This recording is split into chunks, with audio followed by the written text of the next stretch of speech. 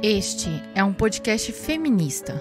Aqui evidenciamos as lutas das mulheres e, através de uma escuta ativa, buscamos novas percepções, novas inquietações e novos olhares. Eu sou a Aline Hack e está começando mais um episódio do Olhares Podcast.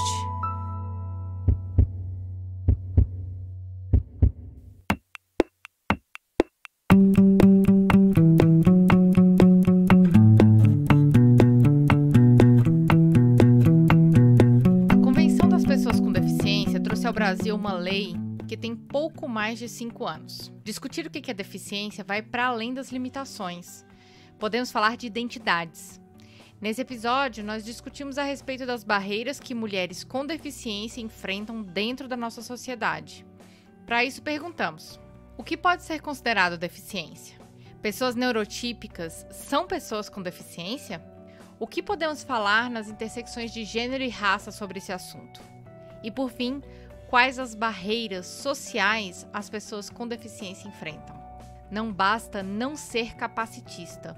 Precisamos integrar esta luta. Procuramos agora feminismos inclusivos e acessíveis.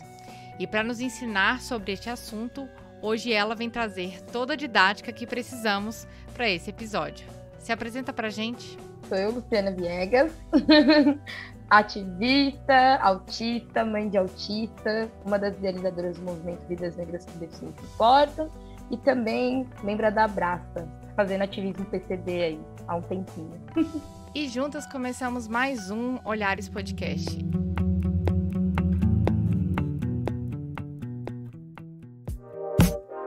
Que honra, Luciana Viegas no Olhares Podcast. Estou aqui parecendo uma fanzoca, conversando com esta maravilhosa, um grande exemplo aí no movimento Vidas Negras com Deficiência Importam. Eu acho importantíssima essa conversa. Mas, aqui no Olhares a gente gosta lá de começar lá do início. A gente nunca falou sobre pessoas com deficiência em um episódio único, né, Luciana? Então, eu queria começar essa provocação desse episódio a partir de um post que você colocou lá no Twitter, que você falou que a neurodiversidade é um conceito em disputa. Citando aqui Luciana, né? Falando que dentro do próprio movimento de neurodiversidade tem pessoas que são refutadas, são questionadas, né? Falam sobre identidade, sobre como nós nos vemos socialmente, e tudo isso é debatido. Eu queria começar essa nossa conversa perguntando sobre isso. O que é neurodiversidade? O que é ser anticapacitista?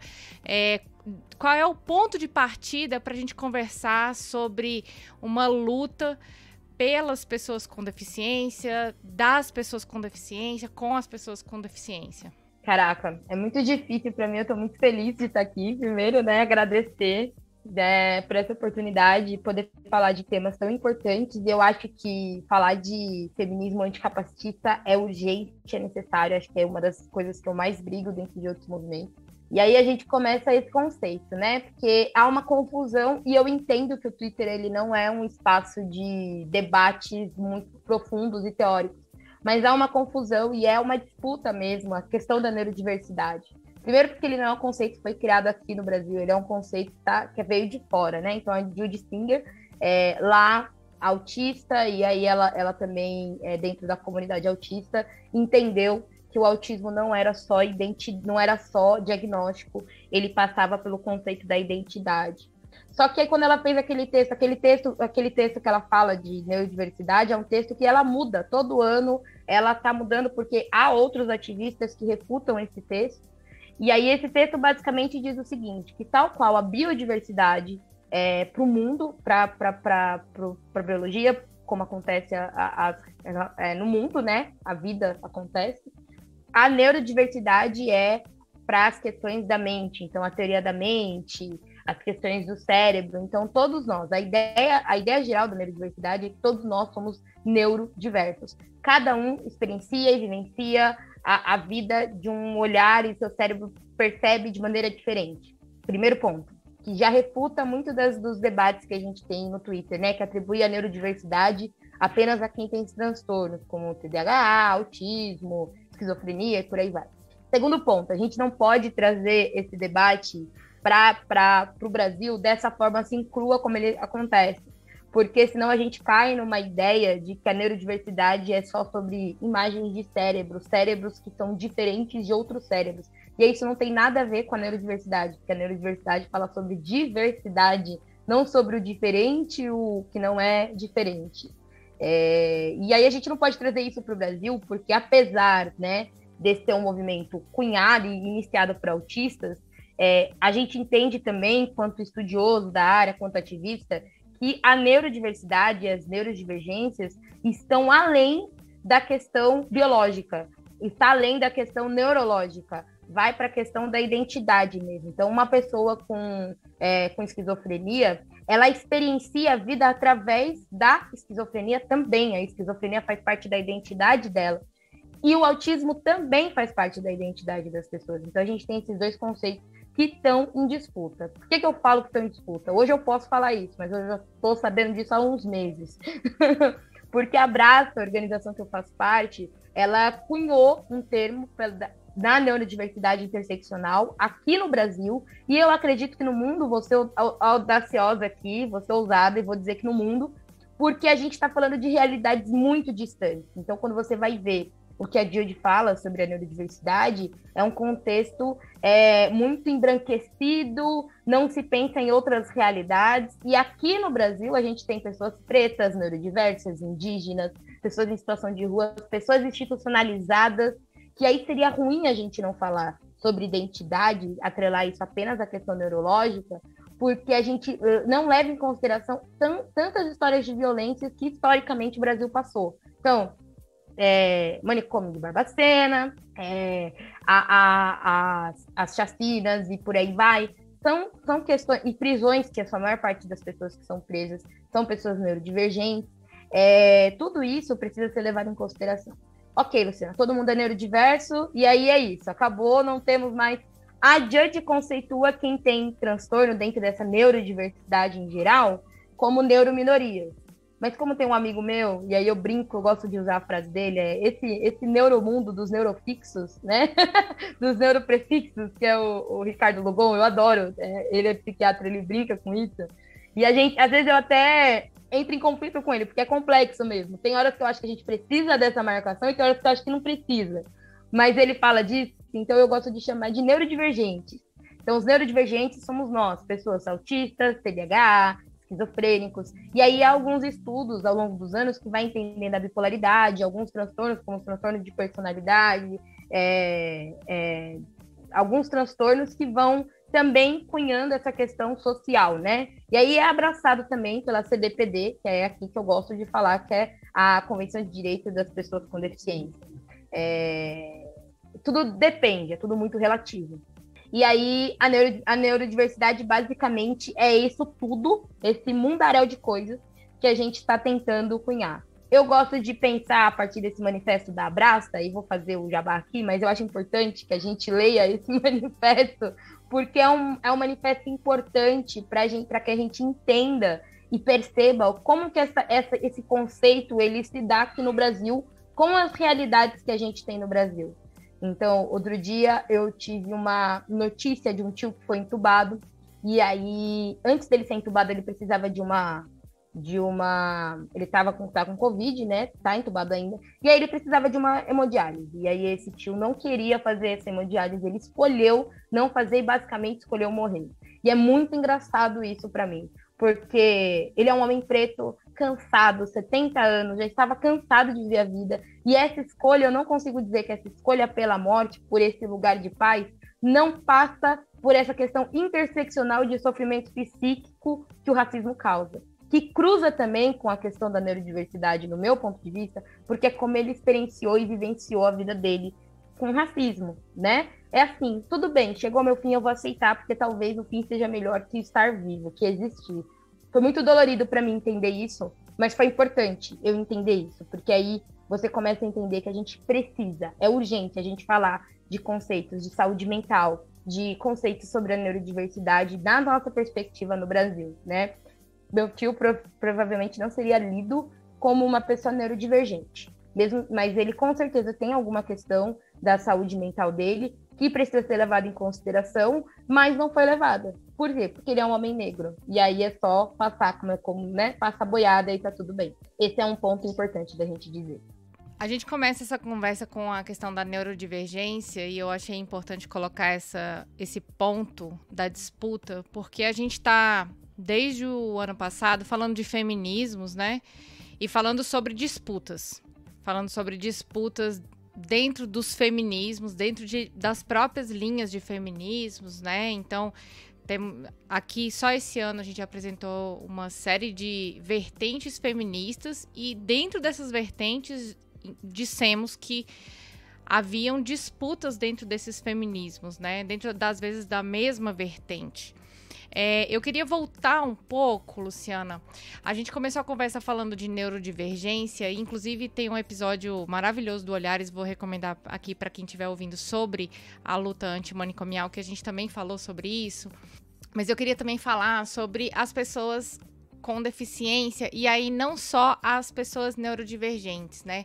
A gente, quando fala de luta anticapacitista, né, a gente tem que remeter também às pessoas com deficiência de modo geral. Eu sei que você é uma professora de Libras, né? Que também tem uma militância nesse ponto. E que existem muitas deficiências, né? Que é a deficiência de natureza física, de mental, intelectual, a sensorial. E que a lei, inclusive, para quem não conhece a lei, é a 13.146 de 2015, que ela é uma lei relativamente recente, né? Inclusive, é recente a nomenclatura pessoas com deficiência, né? Eu me lembro uma vez que eu estava numa discussão sobre violência contra a mulher, que a gente ainda vai falar sobre isso mais pra frente, mas eu me lembro que o primeiro desafio das pessoas que lutam pelo reconhecimento de pessoas com deficiência é a nomenclatura, é o senso comum, né? Então, o que a gente pode falar dessas nomenclaturas, né? Tipo, por exemplo, até pouco tempo atrás, as pessoas com deficiência eram chamadas de pessoas deficientes, né? E isso traz um estigma muito grande, né? O que a gente pode falar sobre isso? Então, é importante a gente...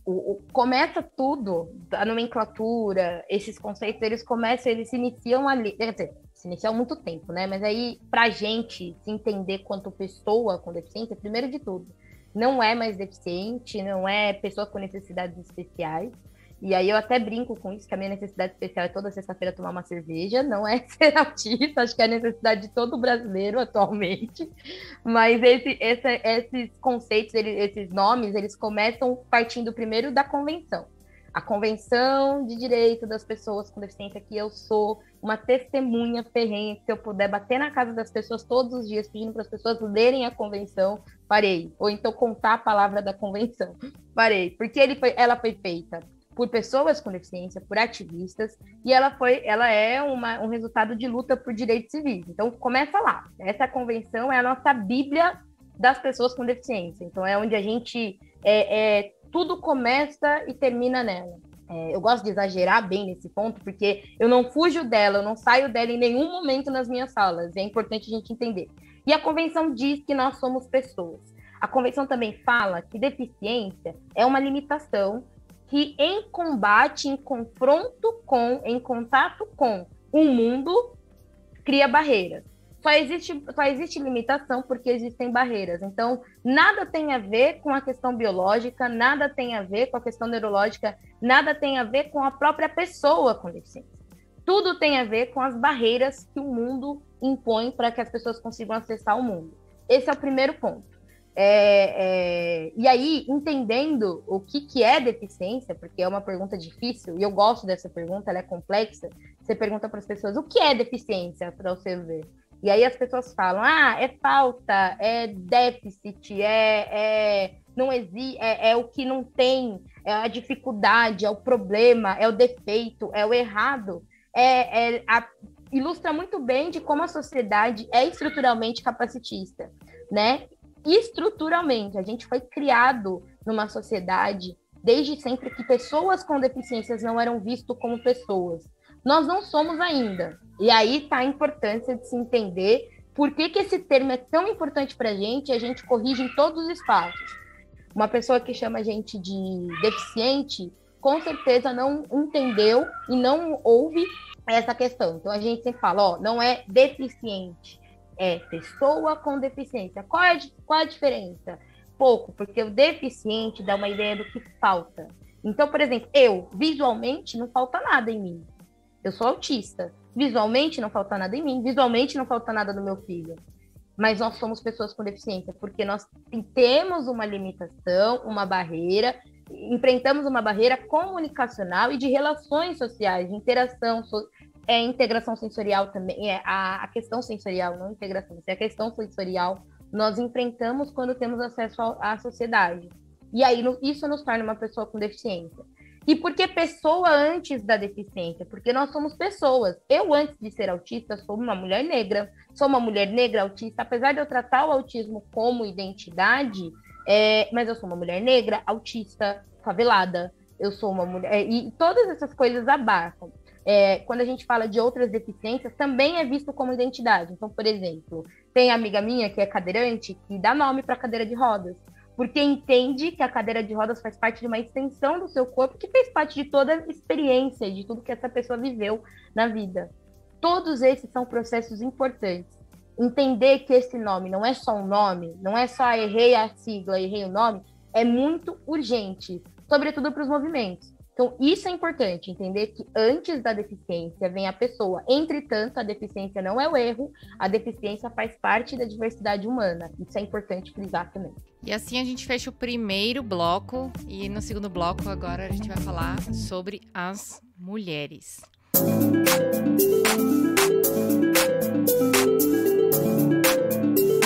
Começando o segundo bloco, vamos falar um pouquinho das mulheres, Luciana.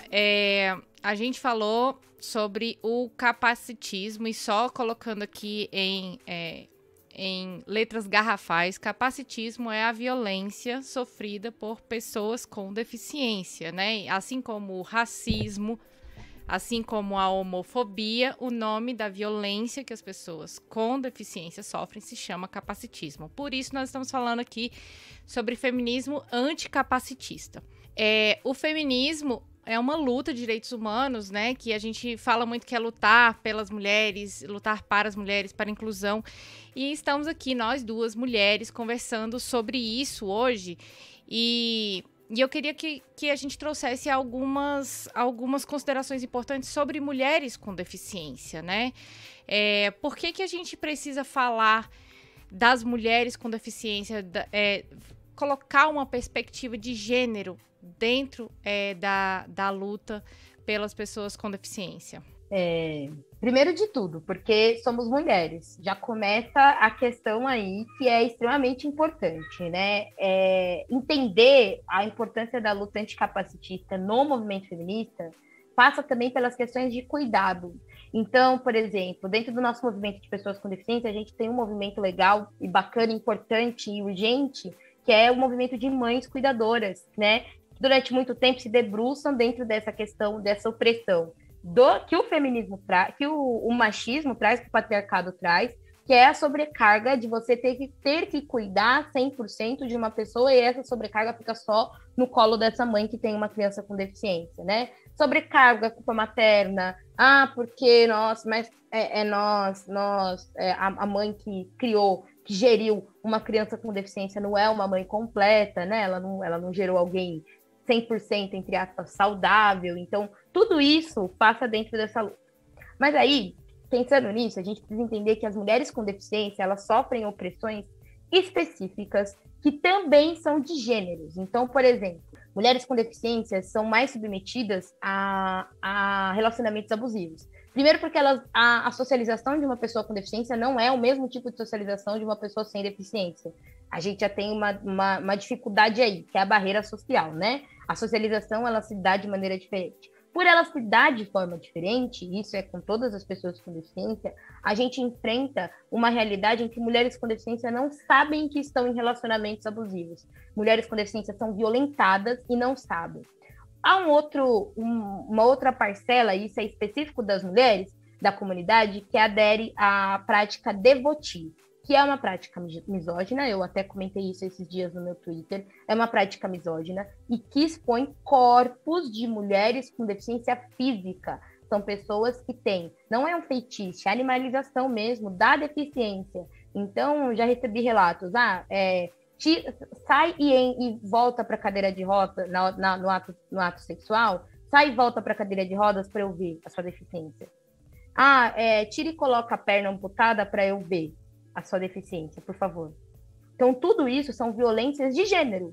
Isso pouco acontece com homens. Acontece dentro da comunidade. Já recebi relatos de homens, e olha que coisa doida, né? Acontecem com gays, mas eu já nunca recebi relato de trans, mas acredito que aconteça também. Mas pouco acontece com eles. A sua maior parte esmagadora são mulheres que são ou submetidas ou se submetem a esse tipo de relação, que é extremamente violenta, abusiva, misógina e por aí vai. E aí é muito complicado, porque a gente tem uma parcela da comunidade que acredita que isso faz parte da libertação sexual, e outra parcela da comunidade que acredita que isso é violência de gênero. Eu, particularmente, acredito que é de gênero, porque se a maior parte esmagadora são de mulheres e os relatos são de violência, a gente tem um problema. A gente tem um problema, uma questão social e de gênero imposta aí. Isso é uma questão do porquê que o movimento feminista precisa. Outra questão que eu acho extremamente importante é entender que como movimentos sociais e progressistas e que queremos... Eu sou do movimento negro, né? Como a gente quer entender esses movimentos, não tem como a gente ter uma luta anticapitalista se a gente não brigar por todas as opressões que as pessoas com deficiência sofrem também. E todas as opressões que sustentam esse sistema capitalista. O capacitismo, ele é uma opressão extremamente profunda e que interfere na vida, não só nas relações, mas na vida econômica, nas relações sociais, nas relações de afeto, em todo o âmbito da vida de uma pessoa com deficiência. No caso da mulher com deficiência, rola muito essa questão da solidão dessa mulher, então mulheres com deficiência têm mais dificuldade de se relacionar, isso causa traumas, quando se relacionam com relacionamentos abusivos, e há uma outra questão relacionada à sexualidade, que a nossa liberdade sexual ela não é garantida, ela não é levada em consideração. Então você vê, por exemplo, mulheres com deficiência que se submetem a relacionamentos sem ter ato sexual, porque o parceiro decidiu que essa mulher não pode ter ato sexual. Então, é uma realidade de muita violência, e que a gente está debatendo o tempo todo. Fora essa questão exclusiva das mulheres com deficiência, e aqui eu estou colocando todas elas, brancas, pretas, tem as mulheres negras com deficiência, que é o meu caso, que somos mulheres que já têm o estigma do racismo e que nós somos inteiramente hipersexualizadas.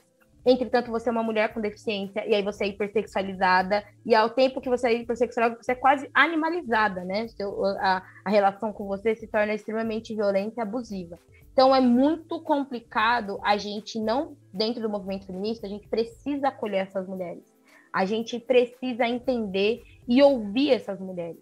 Porque, como eu digo sempre, os movimentos, durante muito tempo, e aí eu faço a pergunta para quem está ouvindo a gente, você estudou na sua escola sobre os movimentos sociais da década de 70, isso é fato, isso está lá, todo professor de história tem que minimamente passar por esses movimentos. Quais desses movimentos eram de pessoas com deficiência? Quais desses movimentos, desse momento da sua academia, da sua escola, da sua faculdade, você estudou sobre a luta de pessoas com deficiência no Brasil ou no mundo? Eu fui descobrir a luta das pessoas com deficiência no ano retrasado assistindo o Quick Camp. O ano passado, quer dizer. Então, é muito complicado a gente atribuir isso a uma questão só de porque elas precisam estar lá, porque a gente também está falando de um espaço de disputa e de libertação, não é? A gente está falando de uma luta anticapitalista. E se a gente quer lutar contra o capital, a gente precisa acolher outras pessoas que também fazem parte, porque pode parecer que nós somos uma minoria, mas não somos. Somos 43 milhões de pessoas no Brasil. É muita gente. E que com certeza precisa começar a tomar, e está tomando, né? Nós, mulheres feministas e pessoas e mulheres com deficiência, estamos começando a tomar e a requerer esses lugares nos espaços. Na porrada mesmo, mas a gente está fazendo isso de maneira cada vez mais contundente. Então, a gente tem mulheres aqui no Brasil, mulheres com deficiência que simplesmente determinaram e estão determinando o rumo de como que os movimentos, não só o feminista, mas o movimento de pessoas com deficiência, vão se pautar daqui para frente. E só completando aqui, trazendo aqui para nossa conversa um pouco de dados, né? Eu me lembro que quando saiu o mapa da violência em 2018, como as pessoas com deficiência estão mais suscetíveis a sofrerem violência, né? Eu tava até vendo na época que uma médica, né, da Unicamp comentou, assim que saiu, e aí até resgatei aqui essa anotação, que as mulheres com deficiência podem ter até 70% mais chance de sofrerem algum tipo de violência, né? Então, isso que você está trazendo fica ainda mais evidente nesses dados aí do Atlas da Violência dos anos de 2018, 2019. E outro dado que eu também trago é que nesse Atlas que eu tinha lido, tinham sido apontados 22 mil casos de estupro.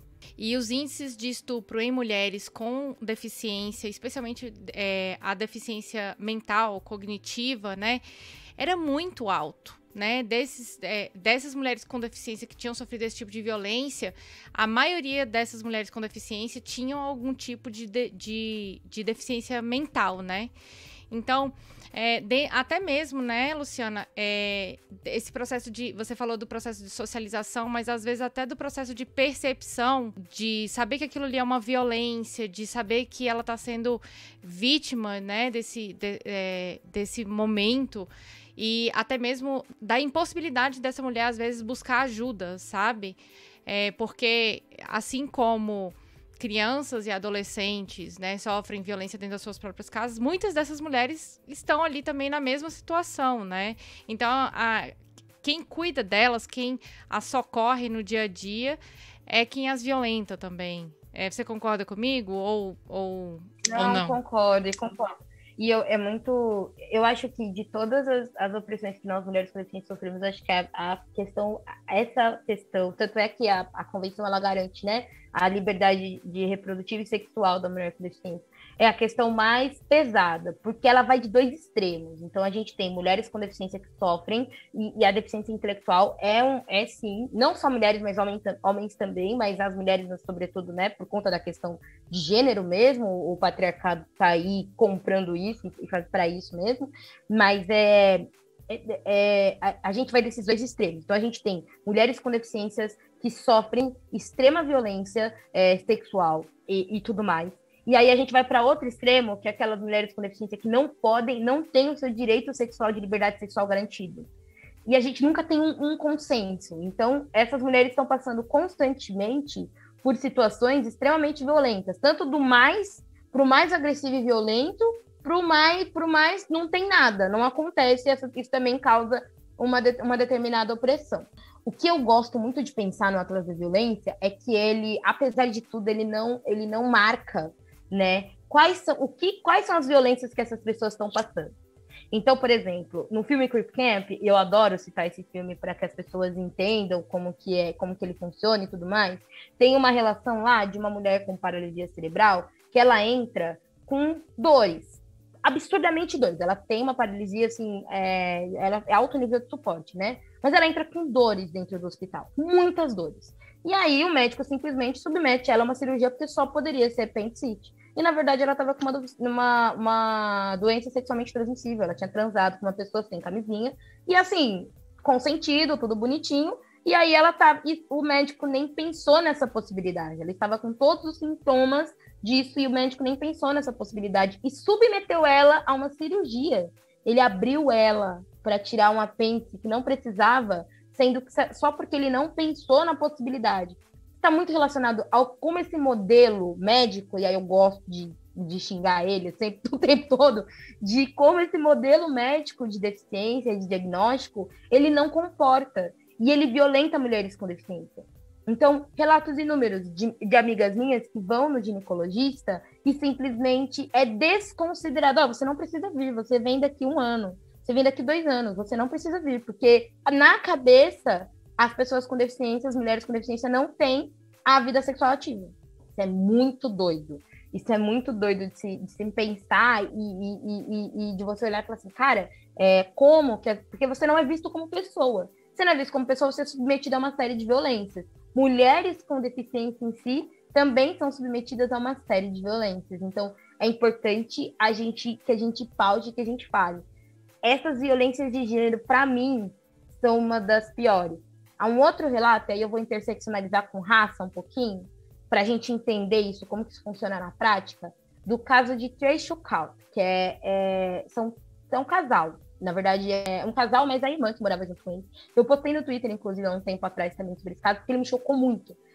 A mulher estava presa, os três têm deficiência intelectual, e a mulher estava presa. E aí, obviamente, ela estava sofrendo muita violência dentro da cadeia, o médico achou de bem falar que ela estava grávida, né, mentir no laudo que ela estava grávida, para ele ir para casa. E depois falar assim, depois você fala que você abortou, mas só para você não ficar passando aqui um monte de violência. Já tinha sido estuprada, acontecido de tudo com ela dentro da cadeia. Isso não foi no Brasil que aconteceu.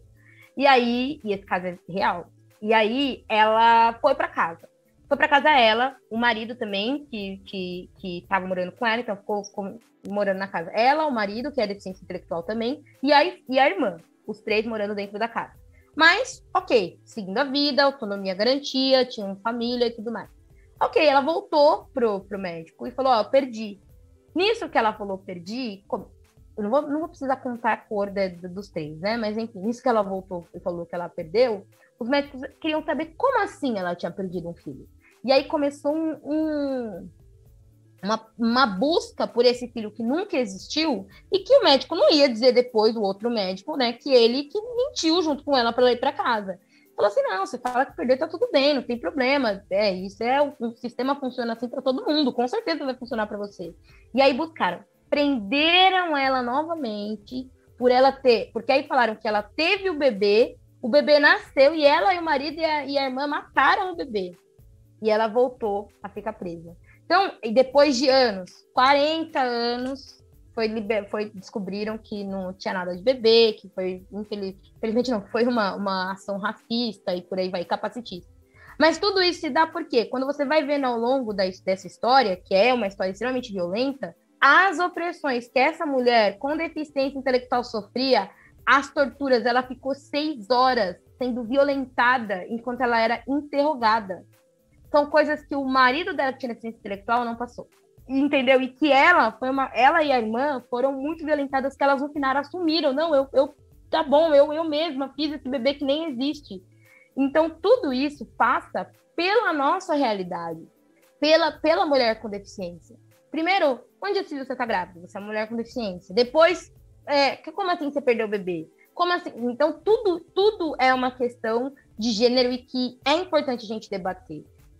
Esses dados e essas informações, a gente não tem ainda esse marcador de quantas mulheres com deficiência no Brasil sofrem violência, ou quantos adquirem deficiência, porque é muito louco. O único caso que a gente tem da Lei Maria da Penha é a Maria da Penha, que adquiriu uma deficiência por conta de uma violação de gênero, uma violência de gênero, né? Que você fala assim, cara, quantas histórias como a da Maria da Penha não existem, né? A deficiência, ela ter adquirido foi o menor dos problemas. O menor dos problemas. O tanto de violência que essa mulher passou, isso foi uma coisa. E passou, e pode vir a passar, e passa por ser uma mulher com deficiência daqui para frente. Então, isso é importante a gente trazer também. Realmente. Vamos agora falar do feminismo. Vamos para o terceiro bloco, conversar um pouquinho mais sobre essas intersecções. Já, assim, na verdade a gente meio que vai completar, né? Porque a gente já falou tanta coisa que dá pra gente ter uma noção mesmo do que é essa luta e também o que nós precisamos melhorar dentro das nossas relações. Vamos pro terceiro bloco. Mas antes de ir pro terceiro bloco, a gente tem um recadinho pra você. O Olhares é um podcast totalmente independente e existe graças ao apoio de pessoas que acreditam nesse projeto. Se você é uma dessas pessoas, já fica aqui o nosso super agradecimento. E você que ainda não nos apoia e quer nos ajudar a manter esse projeto e fazê-lo crescer ainda mais, acesse padrim.com.br/olhares e contribua. A partir de R$5 você já ajuda muito a gente e se quiser contribuir com mais, fica à vontade, tá? A gente garante que esse dinheiro será muito bem utilizado nesse projeto lindo. Ajude também indicando olhares para as mulheres ao seu redor. Assim a gente leva a palavra do feminismo para mais pessoas e juntas a gente vai muito mais longe. Então é isso. Para apoiar, padrim.com.br/olhares e para espalhar, indica Olhares nas suas redes. Bom, chega de recadinhos e bora pro próximo bloco.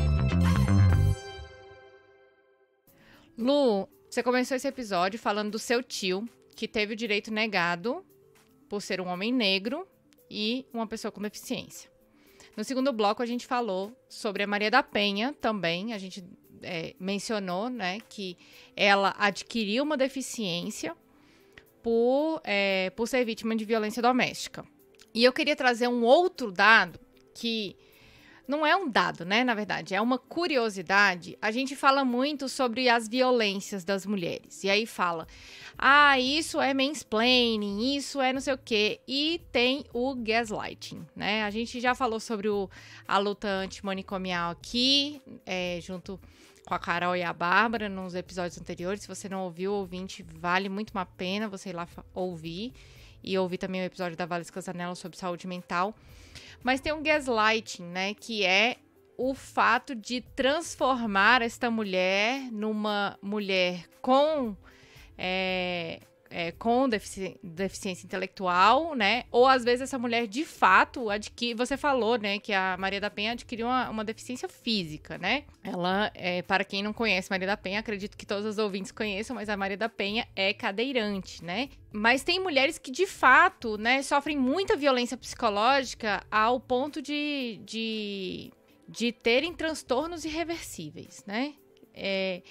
Por que o feminismo precisa olhar com olhos mais atentos, com mais sensibilidade, né? Eu nem sei se olhar com os olhos atentos seria...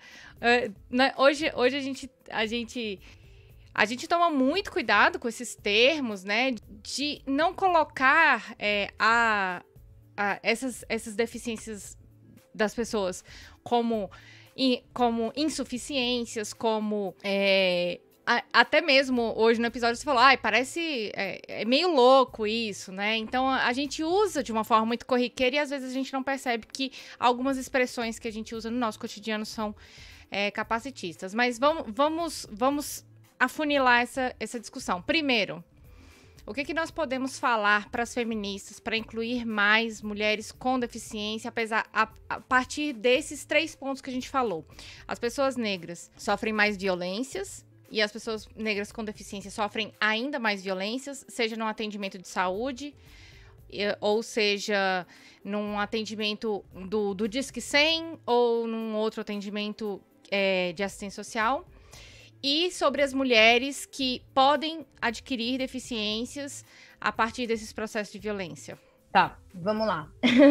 Muitas perguntas. Gente, antes do episódio, a Lu falou para não fazer 50 perguntas de uma vez e eu acabei de fazer isso. Eu queria pedir desculpas publicamente. Não, tu vai me lembrando ao longo das perguntas que eu vou esquecer. Mas primeiro eu vou explicar a questão do louco, né? Que eu gosto de usar. Porque é muito... lá na Abraça a gente tem uma ideia que a gente fala assim, louco é quem tem juízo.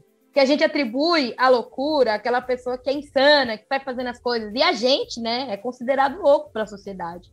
Mas a gente tem muito juízo, a gente tem muita... Entendeu? Então, louco é quem tem juízo. Quem não tem juízo, tipo, num país pandêmico, aí não é louco. O que a gente pega nessa questão da loucura, né? E aí é bom explicar. Então, por exemplo, você atribui, vou dar nome aos bois aqui, uma gestão que é genocida no país, a loucura, a insanidade, aí você está querendo dizer que nós somos pessoas completamente sem noção da realidade, que pessoas com deficiência intelectual não têm total noção do que estão fazendo, e isso é uma tremenda mentira. Primeira reputação que eu dou me explica, por favor, o que é deficiência intelectual. Me mostra o que é. Quem que garantiu que o QI de quem é maior ou menor? O que abaixo de QI o quê? Então, eu gosto desses debates, porque ele vai dentro daquela profundinho, sabe? Ou quando a gente chama alguém de retardado, de leso, tudo isso por quê? Porque ela não corresponde da maneira que eu acho que ela tem que corresponder. Isso diz mais sobre a sociedade do que sobre a pessoa em si. Então, eu até brinco que eu uso esses termos para quando a pessoa fala assim, mas esse termo aí é capacitista, tá? Mas de qual ponto de vista? Do que você está dizendo? Porque eu estou falando aqui de um lugar de que eu estou tendo juízo, quando eu atribuo louco para mim, né? Para nossa realidade. Ou o louco do caos, que para mim o caos ele faz sentido. Eu gosto de dizer isso, mas obviamente, né, lembrando que a gente precisa repensar esses termos, a gente precisa repensar a questão do retardado, a gente precisa pensar a questão da loucura, o que é loucura num Brasil. Vamos lá, né? A gente está num Brasil pandêmico, 500 mil mortos. O que é loucura hoje? Loucura é o negacionismo, né? Será que o negacionismo é loucura ou é projeto? Né? Loucura é a gente que está aqui tentando sobreviver num país desse e a gente tem um presidente extremamente negacionista, violento, abusivo e por aí vai. Então eu gosto de usar esses termos para polemizar mesmo. Mas são termos que a gente precisa repensar, porque parte da ideia de capacitista e de capacidade. Então, por exemplo, olhares, né? Então, quem olha é capaz de ver. Será que é só através do olho que a gente vê? A gente enxerga só dessa forma? Quem fala quem é oralizado é capaz de falar. É só através da fala que se dá a comunicação? Só através da fala que as pessoas se comunicam? São questões que eu trago e as pessoas vão pensar com elas, né? Precisa nem ou manda uma DM lá e fala, eu pensei sobre aquilo que você falou e tá tudo certo, mas é importante a gente refletir sobre essas questões. Já esqueci. A luta feminista, Maria da Penha, e a questão do seu tio, de ter um atendimento precário para as pessoas negras. Gosto de falar disso do lugar que eu sou, mulher negra, autista, e que descobriu que era autista aos 25 anos. Isso diz muito sobre que estrutura capacitista a gente tem. Ter acesso à saúde é sabido, né? E aí eu vou falar aqui, a gente sabe que a nossa saúde pública, sou a favor do SUS, totalmente a favor, mas a nossa saúde pública é racista.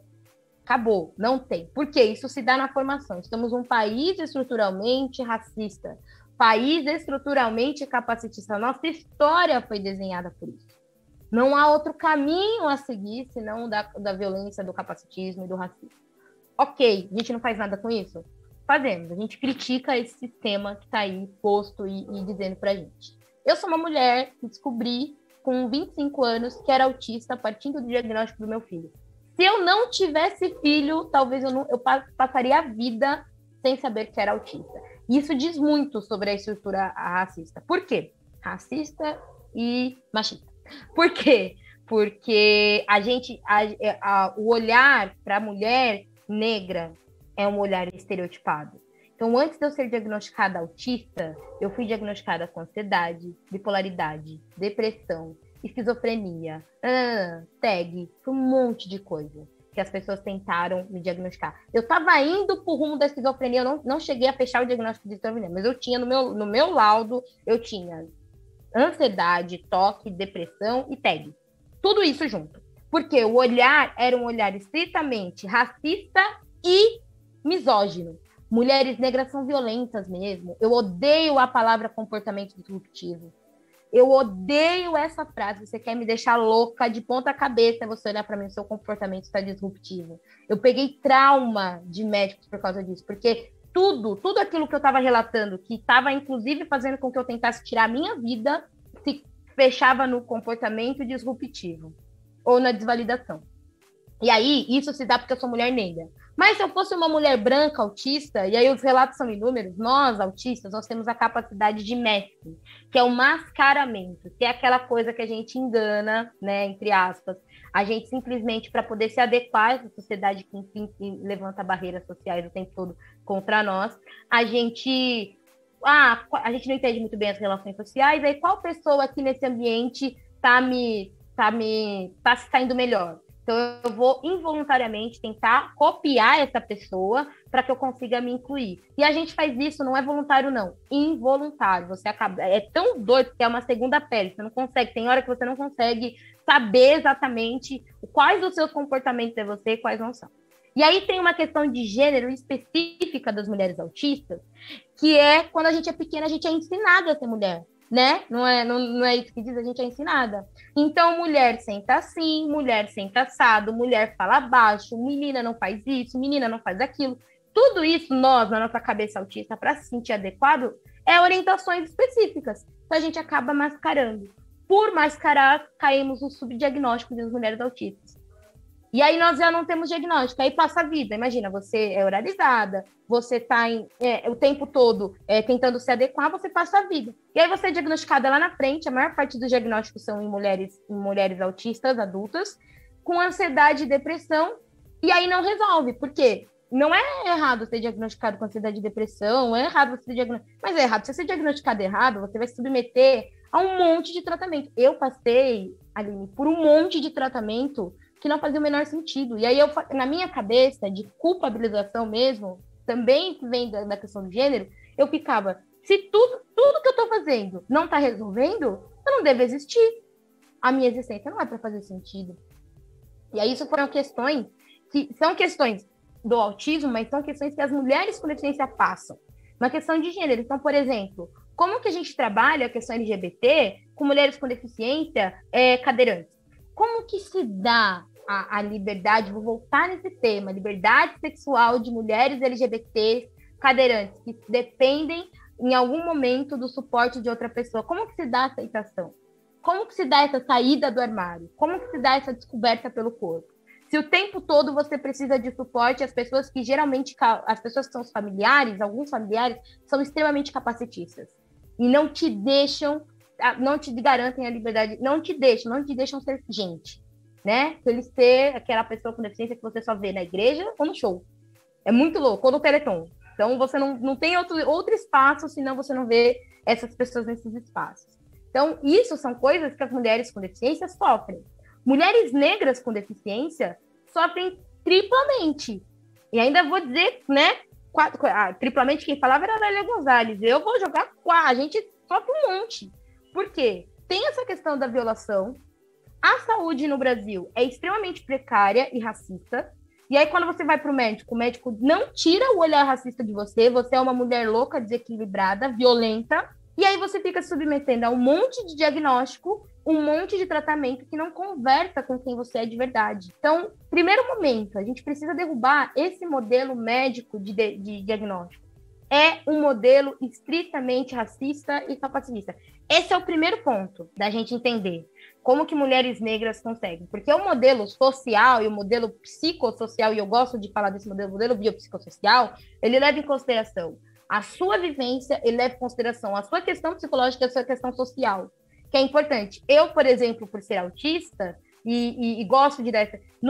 eu fiz 9 testes para descobrir que eu era autista. Num dos meus testes, a pergunta era: você entende as relações sociais? Você entende a intenção das pessoas pelo rosto, pela fisionomia? Autista, em geral, né, não entende. Mas é porque, em geral, não entende porque são brancos. Eu sou uma mulher negra. O tempo todo na minha infância, as pessoas eram racistas comigo pelo olhar. Então, eu já saquei como que é autista, como que é racismo. E aí, eu aprendi a entender o racismo, exclusivamente o racismo, que foi uma violência que eu passo durante a vida toda, eu identifico pela fisionomia. Mas as outras coisas, eu não identifico flerte, eu não sei como que é, eu não identifico nada, não consigo. E é muito engraçado isso. E aí, a minha psicóloga, na hora dela fazer a avaliação, ela falou: então tem uma questão social aí do racismo. Porque se isso fosse na mão de um outro profissional, que não levasse em consideração todos esses fatores sociais, com certeza... não, então claro que você não é autista, né? Porque você, você entende racismo, não entende outra coisa? Pô, tá me enganando? Então, são questões que nós, mulheres com deficiência, passamos. E aí, as mulheres com deficiência, como eu já falei, estruturalmente, esse modelo ele é racista, capacitista, e aí as mulheres com deficiência têm a questão da ginecologia, tem a questão que você não é. Mulheres negras, eu mesma sofri violência obstétrica, fui descobrir anos depois que estava sofrendo violência obstétrica por ser autista. Eu não sentia, meu corpo processa diferente a dor. E aí eu não sentia as dores do parto direito, e eu não sabia comunicar a dor do parto. Agora imagina eu num hospital público não sabendo comunicar a dor do parto e o hospital sem preparação nenhuma para receber uma grávida autista. Olha como essa E aí eu sou negra, né? E aí tem todo o histórico de violência obstétrica que as mulheres negras sofrem. A gente não recebe anestesia no mesmo nível que outras mulheres. Todos esses históricos traz pra gente essa questão da interseccionalidade. A importância da gente debater, da gente incluir. Porque todas essas experiências que eu estou contando aqui era para o movimento feminista e o movimento negro saber, mas não sabem. Porque as minhas irmãs com deficiência e a minha voz de uma mulher com deficiência não estão dentro desses movimentos. Precisamos estar. Dá para ser anticapacitista sem ser acessível.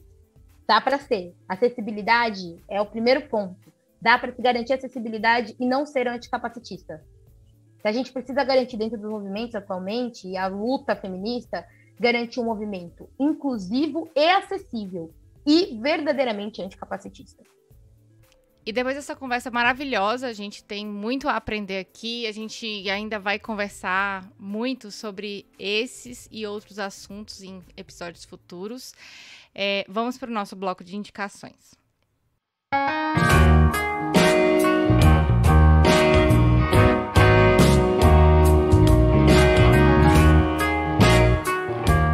Luciana, eu já estou prevendo que você vai dar um montão de indicações aqui. Então, eu já estou aqui com as mãos preparadas para tomar as anotações.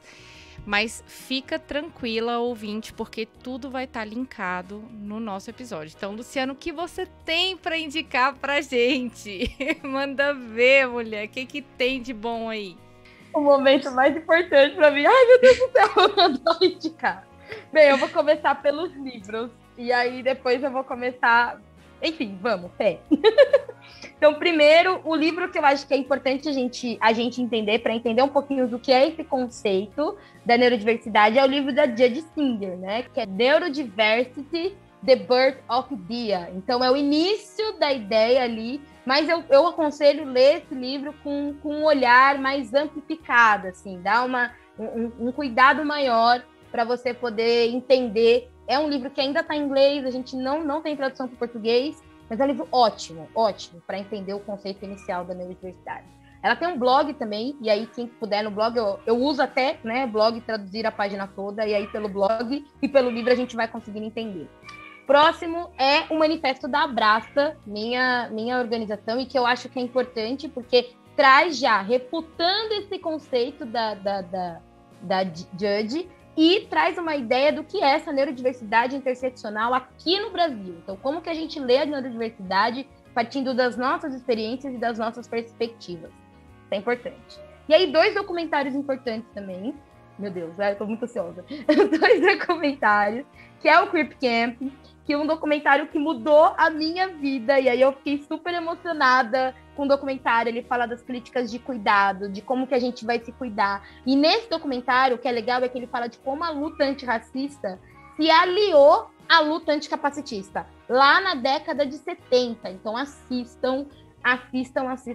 Inclusive, a Judge também do documentário me seguiu no Twitter, eu fiquei super emocionada, feliz, dormi 3 horas depois que eu recebi o follow dessa mulher maravilhosa.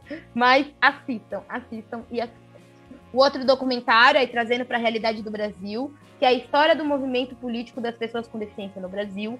É um documentário que está no YouTube. Assistam também, que é um documentário importante que fala como que nós, e eu vou puxar a sardinha pro meu movimento. A gente é um movimento muito do bom organizado. A gente consegue, assim, a união do movimento de pessoas com deficiência no Brasil é muito bonita. E isso é historicamente, né? Apesar de não contarem as nossas histórias na escola, a gente tem essa história de saber a realidade e de se unir contra ou a favor ou pela luta de direitos e garantias das pessoas com deficiência. Então, tá no YouTube, normal. História do movimento político das pessoas com deficiência no Brasil. Vamos para os livros, então. Agora vamos para as leituras. Então, a gente tem O que é Deficiência, da Débora Diniz, que é um livro, para mim, que é o início de tudo, da gente entender o que é o modelo médico, o que é o modelo biopsicossocial, que eu falo aqui. E é um livro curtinho, 80 páginas, pequenininho, é um livro maravilhoso. Débora é maravilhosa em todos os seus escritos, mas nesse livro realmente é pra gente um presente, assim, e curta, direta, sucinta, dá pra ler em um dia, assim, se bobear. É um livro muito bom. a tríade, né, que eu falo, a tríade de mulheres maravilhosas da luta de pessoas com deficiência, que é a Cláudia Werneck, que é minha referência na luta por educação inclusiva, e aqui eu vou deixar um livro dela que mudou a minha realidade, que foi Ninguém Vai Ser Bonzinho na Sociedade Inclusiva. É um livro dela que ela fala sobre como que a sociedade precisa debater inclusão de uma perspectiva de não só da educação, mas de uma perspectiva geral. Cláudia arrasa nesse livro. Eu amo esse livro particularmente porque ele fala que a gente tem que falar de educação inclusiva de manhã, de tarde, de noite, dormindo, acordando, o tempo todo. E eu tomei isso para minha vida, que é o que eu faço todos os dias. A outra mulher maravilhosa que eu gosto de indicar é a Anaí Guedes. Anaí Guedes, mulher surda, lésbica, da academia. Ela não tem livro ainda, ela cunhou o termo capacitismo para o Brasil, então ela trouxe esse termo para o Brasil. E ela tem um escrito muito bonito, um texto maravilhoso, que foi publicado na Jacobin Brasil, que é Corpos Incapazes. Então, ela fala uma crítica marxista da deficiência, às lutas anticapacitistas e anticapitalistas. E se a gente está do mesmo lado, e como que a gente se posiciona do mesmo lado. Maravilhoso. É um texto que eu não preciso nem pensar, porque esse texto é simplesmente histórico. Eu gosto muito desse texto.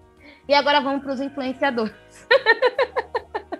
Muita gente. E aí a gente tem a Maria Vieira, que é uma cadeirante, tá lá no Instagram, @mariavieira, _Vieira, que é minha amiga, ativista, se aliou na luta agora por direitos das pessoas com deficiência aqui por vacina em São Paulo, ela é daqui de São Paulo, e é maravilhosa. Sigam a Maria, que ela é uma das pessoas que eu acho que fala sobre deficiência, e é muito engraçado. Ela é uma mulher branca, cadeirante, mas ela sempre lembra das mulheres negras nas suas falas, isso é muito importante pra gente. O Vitor de Castro também é um dos influenciadores que eu gosto muito de acompanhar, porque o Vitor, ele tem paralisia cerebral e ele tem uma didática que eu não sei se eu tenho para as redes sociais. Eu tento, mas o Vitor, ele coloca em prática essa didática de maneira muito potente e forte. Próxima, meu Deus, quanta gente. A Júlia Aquino, que é minha amiga, mulher preta com deficiência, cadeirante, que tá lá no Instagram e no Twitter falando das suas experiências de militante, né? Ela é lésbica e ela tá lá falando das suas experiências como militante, não só de esquerda, mas também de uma mulher com deficiência dentro da luta de mulheres com deficiência. Então, indico super a Ju. E aí, a minha parceira, inspiração, né? Rita Lozeiro, que eu falo que essa mulher mudou a minha vida quando eu vi ela falando a primeira vez sobre autistas e preto, e ela é dona da frase autistar é resistir, que verdadeiramente é o que a gente está resistindo por ser autista. E aí eu indico super as redes da Rita, ela tá no Twitter, ativista Lozeiro, né? E tá no Instagram, Rita Lozeiro também. Mulher preta, autista, periférica, é minha parceira, assim, que eu sou apaixonada por ela. E por último, eu queria indicar também a revista Autismo, que é onde eu escrevo, né? Então eu tenho textos lá trimestrais na revista Autismo, falo sobre a minha experiência com a deficiência, minha experiência com o autismo. O movimento que eu faço parte, né? Então, o meu movimento maravilhoso, Vidas Negras com Deficiência Importam, que é um movimento que a gente pensa e pauta na interseccionalidade. Ele é um movimento que luta por direitos e luta por fazer alianças com outros movimentos sociais. Então, o Vidas Negras é um movimento abolicionista, o Vidas Negras é um movimento antirracista, o Vidas Negras é um movimento anticapacitista. O Vidas Negras é um movimento que une essas três lutas, porque essas três opressões passam pela vida de pessoas negras com deficiência. E o meu Instagram, Mamãe Preta Autista Falando, então, por favor, apareçam por lá, me sigam no Instagram, que eu vou ficar muito, muito, muito grata. Estou a 1.000 seguidores de alcançar os 10.000, então, por favor, quem puder me seguir, me segue. E é isso, eu tô lá no Instagram e tô no Twitter também como @Lu_Viegas. Último, esqueci. Eu sabia que eu ia esquecer, tem mais um ainda. Infames da História, que é um dos livros maravilhosos que eu li e que também mudou a minha realidade. Então, Infames da História da Lilian Ferreira Lobo, E ela é uma história sobre, é um escrito sobre pobres, escravos e pessoas com deficiência no Brasil, desde a época colonial até agora. Então, onde estavam essas pessoas pretas com deficiência, onde estavam as pessoas com deficiência periféricas, e é maravilhoso. Leiam, leiam, leiam e leiam. É um livro pesado, é uma leitura tensa, mas leiam. Ai, meu Deus, o que eu vou indicar depois que essa mulher maravilhosa indicou tudo isso? Eu vou indicar o filme Fuja, que é um filme que além de ser um filmaço, não vou falar muita coisa, a gente falou sobre violências aqui, mas é um filme que eu acho que ele é grandioso, não só pela história, mas pela representatividade. A atriz é uma mulher cadeirante e ela interpreta uma pessoa com deficiência física, né? Então eu acho importante essa representatividade também no cinema, né? Aproveitando aí a leva de influenciadores e influenciadoras, vou pedir para a Luciana não indicar os que eu ia indicar, gente, porque ela ia indicar todo mundo. Então eu vou indicar aqui Marina, do Rodando Pela Vida, faz um conteúdo excelente, tanto no Twitter quanto no Instagram. Leandrinha Duarte também. Leandrinha, excelente conteúdo, um aprendizado um atrás do outro, muito bom mesmo. E eu vou indicar o site do Instituto Lagarta que Virou Pupa, da Andrea Werner. Já fica aqui o convite para a Andrea, para a gente falar futuramente no Olhares sobre maternidade. E o perfil da Andrea também, uma militante aí também, assim como a Luciana, luta aí pela causa autista. Ah, sim, não posso esquecer de indicar meus amigos do coração. Conteúdo fantástico com o qual eu aprendo muito, que são os podcasts da Tribo TDAH e do podcast Introvertendo. São podcasts maravilhosos, a gente aprende demais com o Thiago e com a Tata. Acho que se você quiser conversar, quiser aprender um pouco mais sobre esses assuntos que a gente conversou, lá vocês vão encontrar um material super completo, e também na hashtag podcasterspcds, que além do conteúdo sobre TDAH, sobre neurodiversidade, você vai encontrar também podcasters cegos, podcasters com deficiência física, podcasters fazendo conteúdo em formato de podcast para todo o grupo, e também debatendo a necessidade da gente trazer mais inclusão e trazer aí mais acessibilidade em conteúdo de podcast, mas também criticando o nosso podcast. É muito bom aprender com vocês. Luciana, queria agradecer aqui a sua presença. Eu estou honradíssima, mulher. Eu estou, assim, sem palavras para agradecer esse papo, um papo maravilhoso. Eu queria ficar conversando com você aqui a tarde inteira e tirando muitas dúvidas, e a gente falar sobre esse movimento que precisa crescer tanto, que é o feminismo. Agradeço demais a sua contribuição dentro desse ponto de vista tão completo que você tem, que é um ponto de vista que tem muitas interseccionalidades e que faz a gente, de fato, abrir esse leque de discussões que a gente precisa abrir dentro do feminismo. Então, muito obrigada. Eu tô muito honrada de você ter aqui, de tê-la aqui no Olhares. Muito, muito obrigada. Obrigada, Aline. Eu que tô feliz aqui, toda emocionada, porque a gente briga e luta todos os dias para isso mesmo, sabe? Para que as pessoas com deficiência ocupem espaços, ocupem lugares, e eu quero que venha mais Lucianas, eu quero que tenham mais gente, e que a gente consiga fazer com que a sociedade verdadeiramente entenda e reflita sobre o capacitismo, o quanto que o capacitismo também, tal qual o racismo, mata. Então, eu estou muito, muito, muito honrada. Obrigada pelo convite, obrigada por quem ouviu até aqui, e eu estou muito feliz. Obrigada mesmo.